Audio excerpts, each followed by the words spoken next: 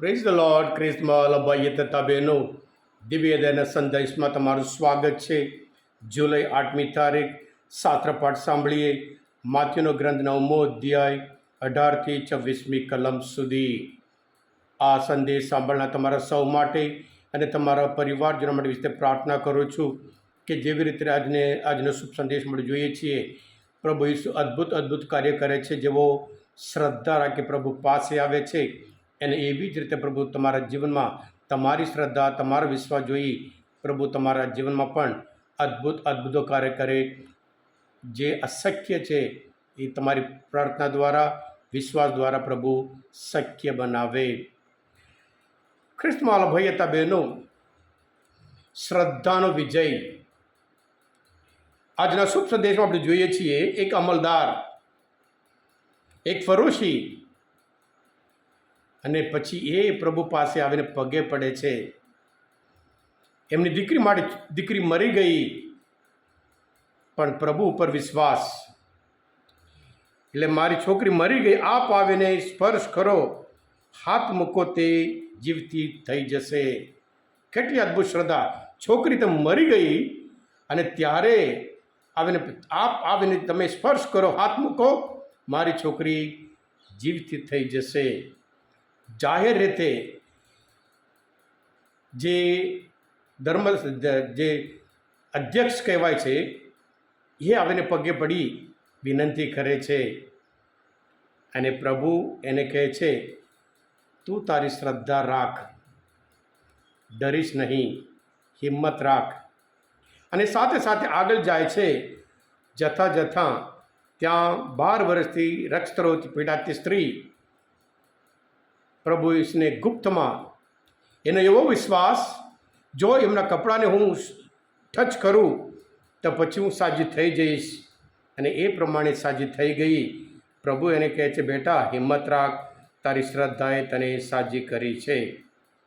બંને ચમત્કારમાં એક પબ્લિક રીતે, એક ઓપનલી ખુલ્લામાં વ્યક્ત કરે છે પોતાની શ્રદ્ધાપૂર્વક વિશ્વાસ, અને આ દીકરી એ મૌનમાં, ગુપ્તમાં એવી રીતે પ્રાર્થના કરે છે. એના વિશ્વાસ પ્રમાણે એના જીવનમાં એક અદ્ભુત કાર્ય બને છે. હા ક્રિસ્મસ ભાઈ હતા બહેનો, બંનેમાં વિશ્વાસ મહત્ત્વનું છે. બાઇબલમાં જે વિશ્વાસ રાખી 2 આંધળા માણસ પ્રભુ પાસે આવે, જે બૂમ પાડે છે,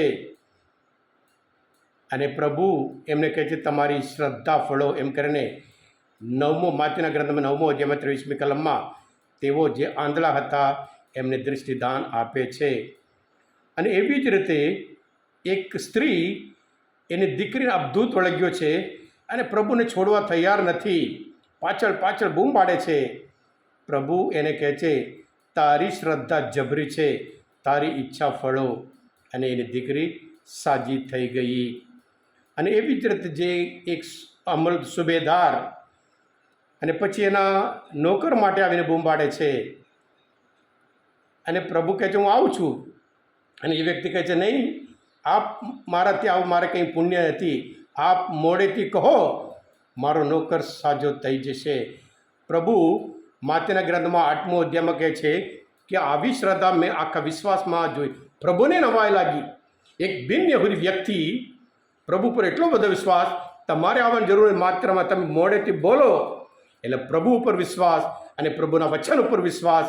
અને પ્રભુ કહે છે, આવી શ્રદ્ધા આખા વિશ્વાસમાં મેં જોઈ નહીં, દીઠી નથી. હા ક્રિસ્મસ ભાઈ હતા બહેનો, આવી રીતે જ્યાં વિશ્વાસથી લોકો આવતા હોય અને એમના જીવનમાં અદ્ભુત કાર્ય કરે છે. સાથે સાથે પ્રભુ કહે છે, તમારામાં રાઈના દાણા જેટલી શ્રદ્ધા હશે, તમે આ પર્વતને કહો, અહીંથી ઉઠીને દરિયામાં પડશે. રાઈના દાણા જેટલી શ્રદ્ધા હશે. શ્રદ્ધા માટે, વિશ્વાસ માટે એટલી શક્તિ છે. શ્રદ્ધા, વિશ્વાસ અશક્ય વસ્તુ શક્ય બનાવે છે. હા ક્રિસ્મસ ભાઈ હતા બહેનો, અમુક વખત આપણે પણ આ બધું સાંભળીએ છીએ, બહુ સરસ લાગે છે, પણ અમુક વખત આપણે પણ પ્રાર્થના કરી છે, બાબતમાં કશું સફળતા મળતી જ નહીં. પહેલાંના જીવનમાં સારું થાય છે, મારા જીવનમાં કેમ આટલી બધી પ્રાર્થના કરું છું, ઉપવાસ કરું છું, પણ મારા જીવનમાં કશું થતું નહીં. પૌલ, એમનામાં એવી એક નબળાઈ હતી, ત્રણ વખત બૂમ પાડે છે, પ્રાર્થના કરે છે, ને છતાં એ નબળાઈ દૂર થતી નહીં. એટલે કરિંથના ધર્મશ્લોકના 12મો અધ્યાયમાં 10મી કલમમાં પ્રભુ એને કહે છે, મારી કૃપા પૂરતી છે, દુર્બળતા હોય ત્યાં જ મારી શક્તિ પૂર્ણપણે પ્રગટ થાય છે. ભલે નબળાઈ દૂર નહીં થતી, પણ મારી શક્તિ વધારે પ્રગટ થાય છે. પૌલ પોતે ત્યારે કહે છે, નિર્બળ હોવું ત્યાં જ હું સબળ હોઉં છું. હા કૃષ્ણવાલા ભાઈ હતા બહેનો, આ બધા જ્યારે શાસ્ત્ર પાઠ સાંભળીએ, શાસ્ત્ર વચન વાંચીએ, ત્યારે આપણે પૂરી ખાતરી આપે છે, શ્રદ્ધા આપણે જીવનમાં વિજય આપે છે. માથીના ગ્રંથમાં 6 અધ્યાયમાં 8મી કલમમાં પ્રભુ પોતે કહે છે, તમે માગ્યા પહેલાં જ તમારા પરમપિતાને ખબર છે તમને સારી જરૂર છે. એટલે આપણે પણ સંપૂર્ણ વિશ્વાસ રાખીએ અને વિશ્વાસમાં વિજય પ્રાપ્ત કરીએ. અદ્ભુત કાર્ય પ્રભુ આપણા દરેકને જીવનમાં કરવા તૈયાર છે. તમે બધા આશીર્વાદિત છો, અભિષિક્ત છો.